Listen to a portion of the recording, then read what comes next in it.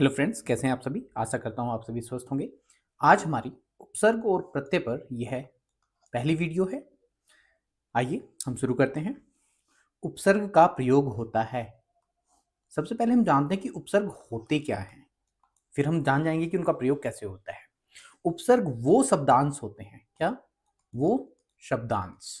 हमने इससे पहले देखा, यदि आपने संधि और समास की वीडियोज पढ़ी होगी, देखी होगी, तो संधि में वर्णों का मेल हो रहा था। वर्ण मिलके एक नए शब्द का निर्माण कर रहे थे। प्रथम शब्द का अंतिम वर्ण और यहां पर जो दूसरा शब्द था उसका प्रथम वर्ण, वो दोनों मिलके नए शब्द बना रहे थे। फिर आपने समास को जाना। समास में दो या दो से अधिक शब्दों से मिलकर एक नया शब्द बनता है। परंतु यहां पर उपसर्ग और प्रत्यय की क्या भूमिका है, आज हम ये जानने वाले हैं। जो उपसर्ग होते हैं वो शब्द के आरंभ में लगते हैं। और उपसर्ग होते क्या हैं? उपसर्ग होता है शब्दांश, शब्द का एक अंश होता है जो एक शब्द के आरंभ में लगकर एक नया शब्द बना देता है। हाँ, जैसे अगर हम एक एग्जांपल लें, यहां पर हम चार एक मूल शब्द है और अगर इसके आरंभ में हम वी लगा देते हैं तो एक नया शब्द बनकर आता है विचार। तो यहां पर मूल शब्द के आरंभ में एक शब्दांश जोड़ा गया है जिससे आपको एक नया शब्द मिल गया है। तो शब्द आदि के आरंभ में जो लगता है उसको उपसर्ग बोलते हैं। और शब्द के अंत में जो शब्दांश लगता है उसको हम प्रत्यय बोलते हैं। कैसे? यहां एक देख लेते हैं। जैसे जैसे चढ़ धातु में हमने आई प्रत्यय लगा दिया तो एक नया शब्द बन के आएगा चढ़ाई। ठीक है। तो इस प्रकार जो शब्दांश अंत में लगता है शब्द के उसको प्रत्यय बोलते हैं और जो आरंभ में लगता है उसको उपसर्ग बोलते हैं। तो मैं आशा करता हूं आप समझ गए होंगे कि उपसर्ग और प्रत्यय होते क्या हैं। हम आगे इसी के विषय में बात करते रहेंगे। आगे चलते हैं। जो धातु या शब्द के अंत में जोड़ा जाता है, अभी अभी हमने बात की कि जो आरंभ में लगते हैं उनको उपसर्ग कहते हैं और जो शब्द के अंत में लगते हैं उसको प्रत्यय कहते हैं। प्रख्यात में प्रयुक्त उपसर्ग है। अब ये प्रख्यात में क्या उपसर्ग है और क्या मूल शब्द है, आपको मूल शब्द और धातु को देखना है। उसी के आरंभ में जो लगेगा वो उपसर्ग होगा। तो हम प्रख्यात में जो प्र है, धन जो ख्यात है, ख्यात मतलब प्रसिद्धि, ये मूल शब्द है और ये आपका शब्दांश है जो शब्द के आरंभ में लगा है, इसलिए ये उपसर्ग है। तो ये प्र लगा है तो आपका ऑप्शन ए बिल्कुल सही होगा। प्रत्युत्पन्नमति शब्द में कौन सा उपसर्ग है? अभी के ऐसा शब्द आ गया है जिसमें हम इसका यदि विग्रह करके देखेंगे तो पता चल जाएगा कि कौन सा उपसर्ग लगा है। प्रति उत्पन्नमति, मैं जहां तक देख रहा हूं कि यहां पर तीन शब्द और शब्दांशों का मेल हुआ है। प्रति, उत्पन्न, धन, मति। यहां पर जो मूल शब्द है वो है उत्पन्न, ये आपका मूल शब्द है। इसके जो आरंभ में ये लगा है प्रति, ये आपका उपसर्ग है, तो ऑप्शन बी बिल्कुल सही होगा। परंतु जो आपका अंत में लगा है ये प्रत्यय है।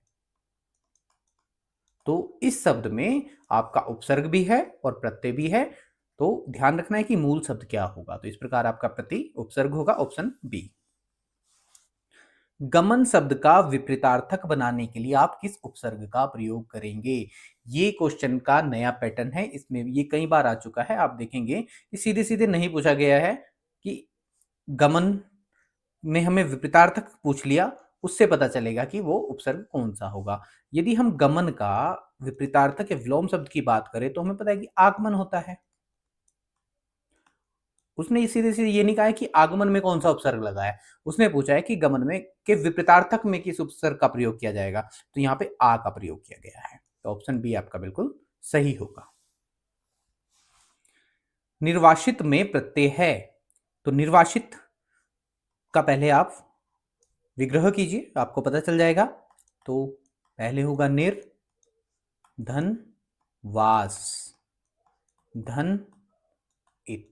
ये भी एक ऐसा शब्द है जिसमें हमें उपसर्ग भी मिला है और प्रत्यय भी मिला है। तो वास यहाँ पे मूल शब्द होगा। उन्होंने हमसे प्रत्यय पूछा है तो प्रत्यय है इत। यदि वो यहाँ पे उपसर्ग की बात करता तो उपसर्ग यहाँ पर निर होता। लेखक शब्द के अंत में कौन सा प्रत्यय लगा हुआ है? अब हमें अंत की बात करना है, प्रत्यय देखना है कौन सा है, तो जो लेख है। अब हम बात करें, यहां पर जो प्रत्यय है वो भी दो प्रकार के होते हैं। एक होता है कृदंत प्रत्यय और दूसरा है तद्धित प्रत्यय। तद्धित प्रत्यय, अब ये कौन कौन से होते हैं? जो शब्द क्रिया में लगते हैं वो कृदंत कहलाते हैं, और जो ऐसे शब्द जो संज्ञा, सर्वनाम या विशेषण शब्दों में लगते हैं वो शब्दांश तद्धित प्रत्यय कहलाते हैं, और वो शब्दांश जो क्रिया में लगते हैं वो आपका कृदंत प्रत्यय कहलाते हैं। तो लेखक, लेख, लिखना एक क्रिया है, तो इसमें लिख धातु में अक प्रत्यय लगा। अब क्रिया कृदंत है, अक प्रत्यय लगा है जिसने लेखक बनाया है, तो अक प्रत्यय है यहां पर।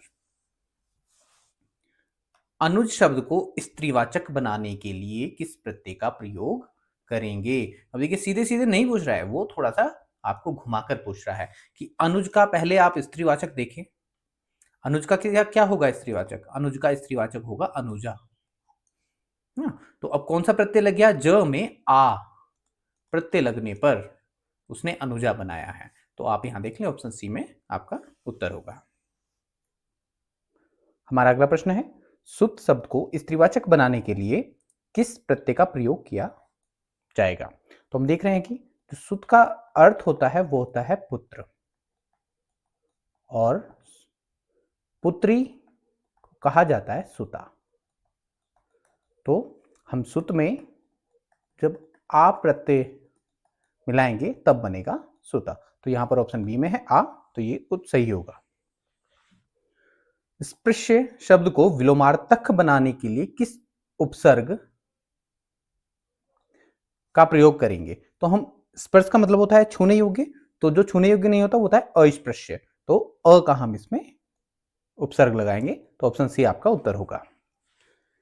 प्रतिकूल शब्द में कौन सा उपसर्ग प्रयुक्त है? तो प्रतिकूल का आप विग्रह कीजिएगा, तो यहां पे आपको मिलेगा प्रति धन कूल, तो प्रतिकूल में प्रति उपसर्ग होगा।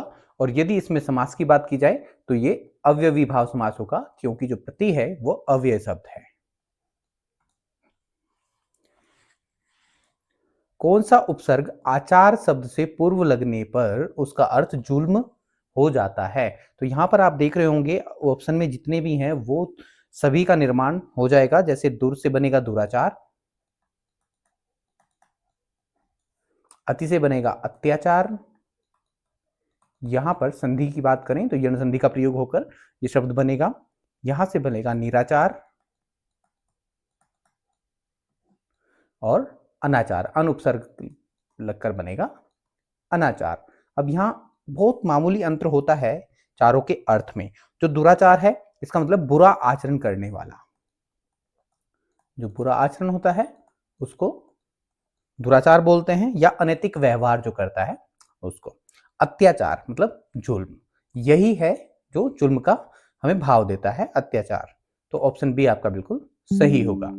ऑप्शन सी है निराचार। निराचार का मतलब होता है भ्रष्ट व्यवहार या अनैतिक व्यवहार, जहां तक समान है, तो ये भी नहीं होगा। फिर है अनाचार। अनाचार का मतलब होता है गलत कार्य करने वाला, जो गलत कार्य करता है वो अनाचार, अनाचार कार्य है। तो यहां पर ऑप्शन बी आपका आंसर होगा। निम्नांकित में कौन सा शब्द कृदंत प्रत्यय से बना है? कृदंत का मतलब जो क्रिया से बनने वाले शब्द होते हैं उनको कृदंत प्रत्यय बोलते हैं। तो हम देख लेते हैं कि किसमें है। रंगीला कैसे बना है? रंग धन इला, तो रंग तो आपका क्रिया है नहीं। उसके बाद बिक धन आओ, तो जो बिक या बिकना होता है यही क्रिया होती है ना? तो यही आपका उत्तर होगा। दूध धन आरु, तो यहां पर दूध तो भाववाचक संज्ञा हुई। कृपया धन आलू, तो कृपया भी आपका भाववाचक संज्ञा है, तो ये भाववाचक संज्ञा होंगी।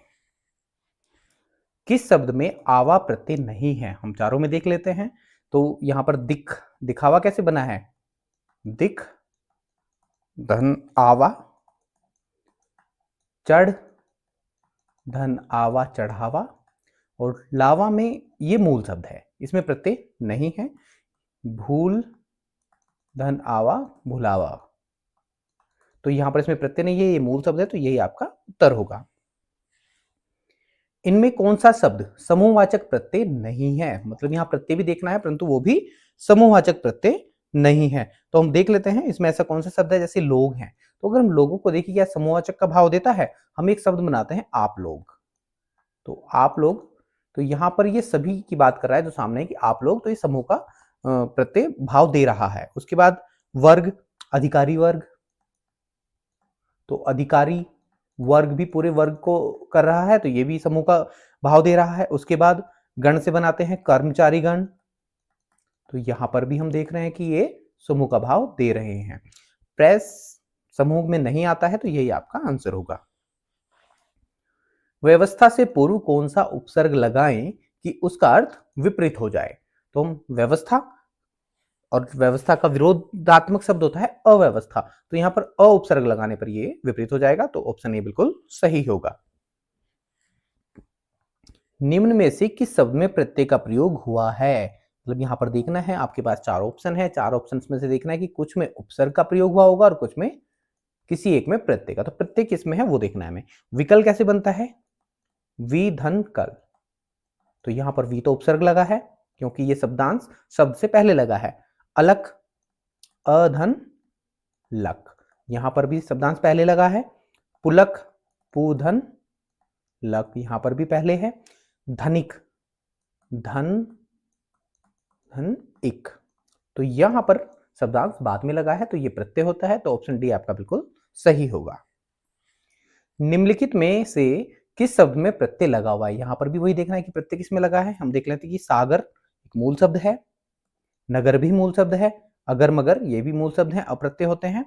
परंतु जादूगर में देखें कि जादू धन गर, तो यहां पर जो गर है वो प्रत्यय है, तो ऑप्शन डी आपका बिल्कुल सही होगा।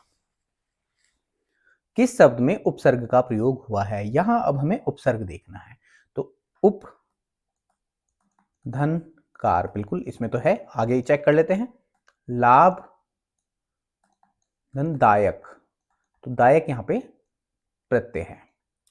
पढ़ाई, पढ़ धातु में आई प्रत्यय लगा है। ऐसे ही अपनापन, अपना मूल शब्द है और यहां पे पन प्रत्यय है, जैसे कि बचपन भी बनता है, बच्चा से बचपन बनता है, तो पन यहां पे प्रत्यय है। तो हमें उपसर्ग देखना था, उपसर्ग है उप, तो ऑप्शन ए आपका बिल्कुल सही होगा। अनुवाद में प्रयुक्त उपसर्ग है, अब अनुवाद का विग्रह करते हैं। अनु धनवाद, तो देख लेते हैं कि अनु कहां पर है, ये तो अ है, अन है, अव है, अनु यहां पर है, तो ये डी ऑप्शन आपका बिल्कुल सही होगा। निर्वाह में प्रयुक्त उपसर्ग है, तो निर्वाह को हम विच्छेद करते हैं पहले, तो निर्वाह में संधि भी देखते हैं कि निहि धन वहा, उपसर्ग का र बना है, तो नी आपका सही होगा, ऑप्शन बी आपका बिल्कुल सही होगा। हिंदी में कृत प्रत्ययों की संख्या कितनी होती है, कृत प्रत्यय कौन से होते हैं, जो क्रिया से बनते हैं वो कृत प्रत्यय होते हैं, तो इनकी संख्या होती है 28, आपका ऑप्शन ए बिल्कुल सही होगा।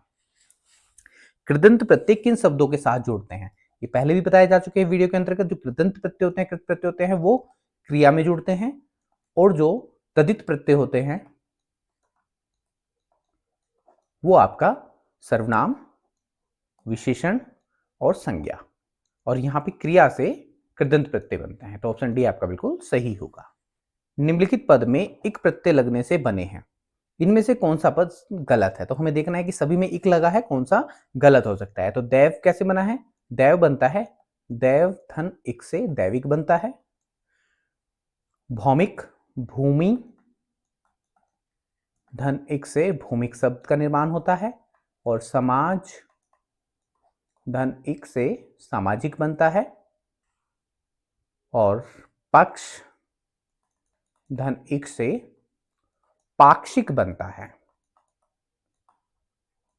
पक्षिक नहीं बनता, इसकी वर्तनी गलत है, इसलिए यही ऑप्शन आपका सही होगा। किस शब्द में रचना प्रत्यय से हुई है? किस शब्द की रचना प्रत्यय से हुई है? तो हम यहां देख लेते हैं कि प्रत्यय देखना है हमें, उपसर्ग नहीं।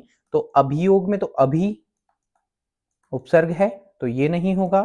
व्यायाम में वी धन आयाम, तो वी उपसर्ग है, तभी जाकर यहां पर यण संधि हुई है, यण संधि के अनुसार ये व्यायाम बना है।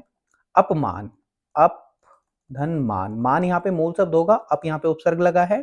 तो हम देख रहे हैं कि सभी में उपसर्ग लगा है, प्रत्यय किसी में भी नहीं है, तो ऑप्शन डी करेंगे, इनमें से कोई भी नहीं।